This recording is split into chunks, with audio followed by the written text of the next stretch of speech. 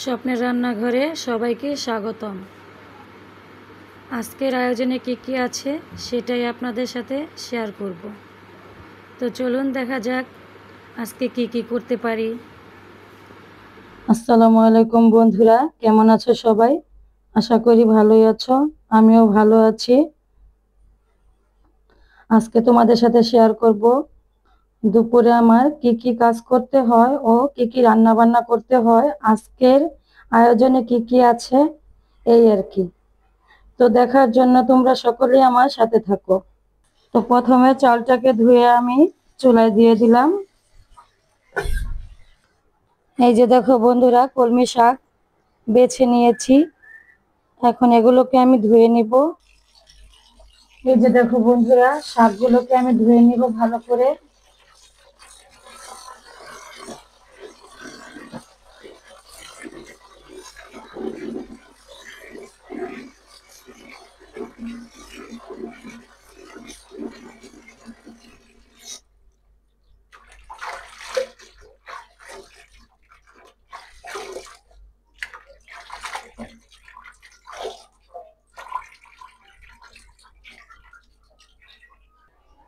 এই যে দেখো বন্ধুরা, শাকগুলো ধোয়া হয়ে গেছে আমার।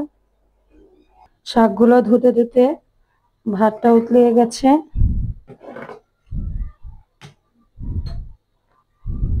দেখো বন্ধুরা, শাকগুলোকে এখন আমি পলে নিব।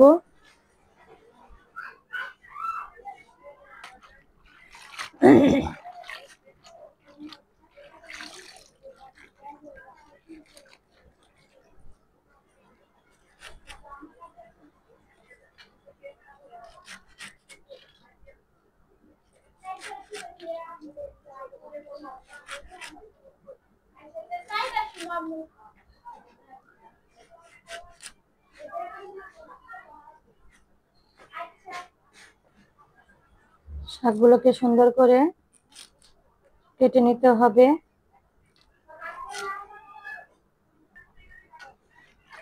বন্ধুরা, এই শাকগুলো কাটার ফাঁকে তোমাদের সাথে একটা কথা শেয়ার করি। গত 2 দিন যাবৎ আমি একটু অসুস্থ বোধ করছি। তোমরা সবাই আমার জন্য দোয়া করো। আল্লাহ তাআলা জানি আমাকে খুব তাড়াতাড়ি সুস্থতার নিয়ামত দান করে দেন। তো বন্ধুরা দেখো, শাকগুলো আমার প্রায় পলা শেষ।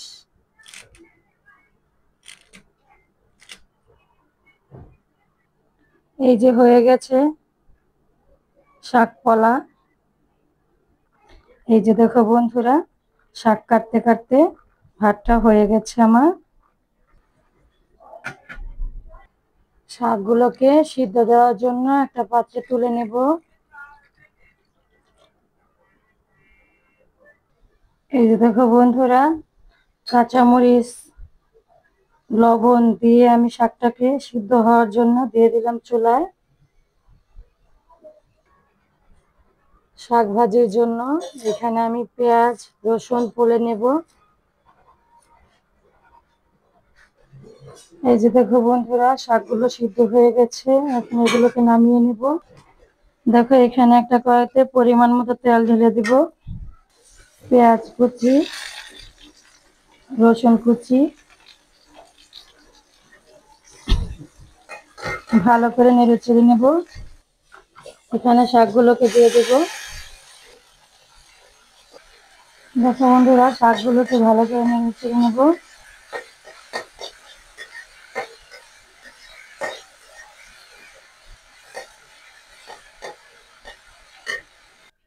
এই যে দেখো বন্ধুরা, কলমি শাক ভাজি হয়ে গেছে আমার। তো বন্ধুরা, ভাত হয়ে গেছে, শাক ভাজি হয়ে গেছে। এখন যা দেখাবো তোমাদেরকে, আমি আজকে পোনা মাছ দিয়ে ধুন্দুল দিয়ে পটল দিয়ে রান্না করব।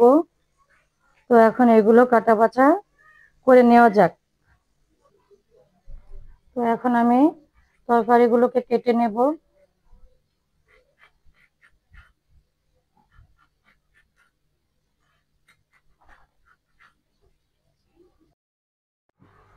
এই যে দেখো বন্ধুরা, পেঁয়াজ কেটে নিচ্ছি। ধনিয়া পাতাগুলোকে আমি এখন পলে নেব।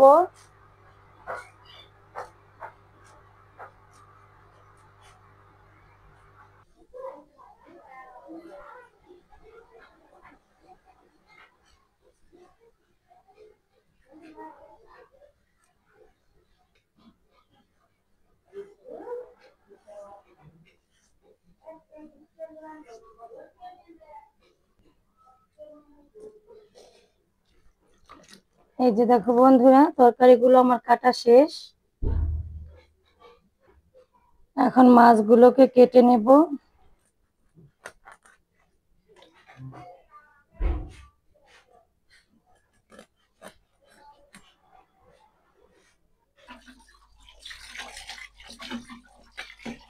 মাছগুলোকে আমি ভালো করে ধুয়ে নেব।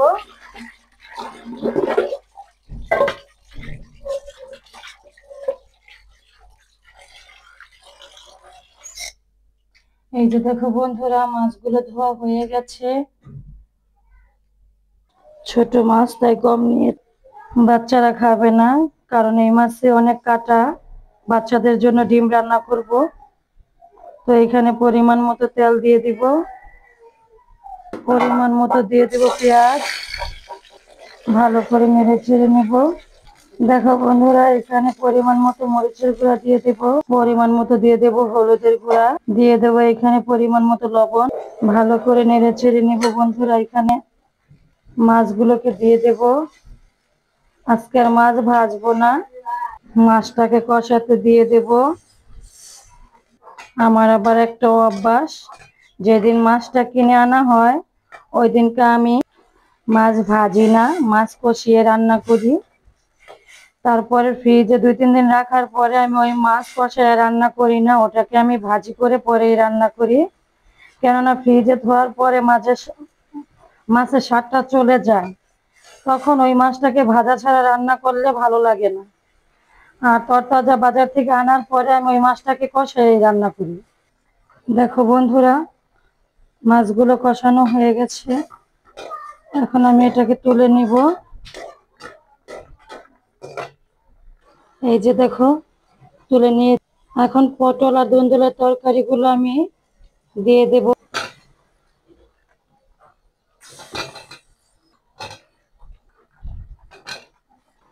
এখন ভালো করে নেড়ে চেড়ে নেব। কষানোর জন্য ঢেকে দিব।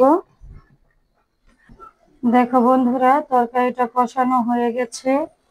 এখন এখানে পরিমাণ মতো পানি অ্যাড করে দেব।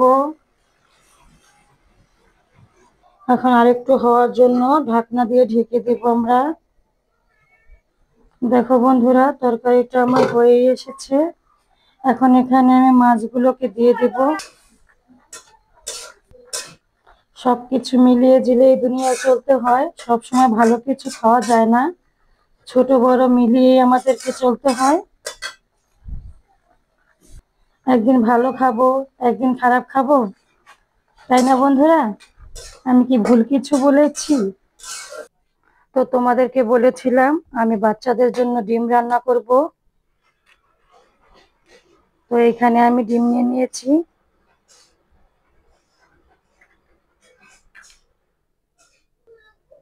দেখো বন্ধুরা, এখানে আমি পেঁয়াজ কুচি দিচ্ছি।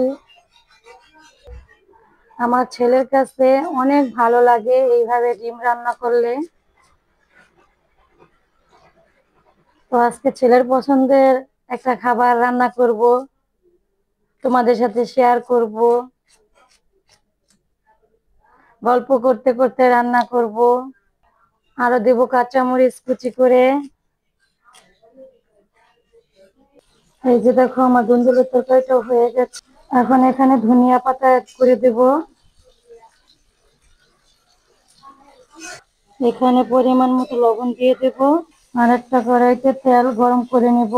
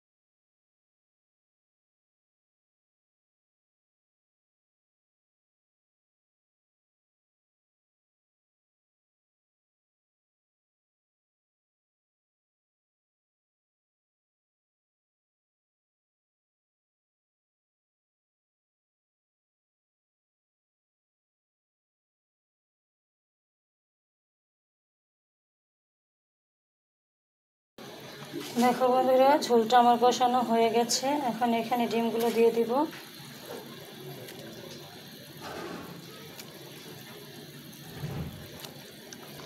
এই যে আমার সবগুলো দেওয়া হয়ে গেছে। এখন এখানে অল্প পরিমাণে ধনিয়া পাতা দিয়ে দেব আমি, ভালো করে হওয়ার জন্য আর কিছুক্ষণ সময়ের জন্য ঢেকে দেব। এই যে দেখো বন্ধুরা, ডিম কষানো হয়ে গেছে আমার। এটা আমার ছেলের ফেভারিট খাবার।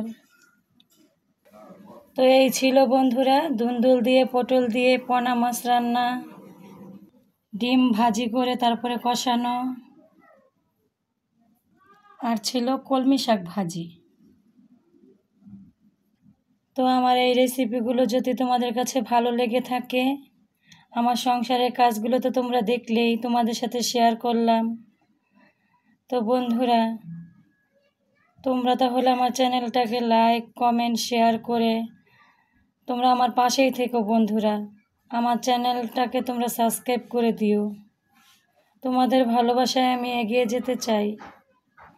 আল্লাহ হাফেজ।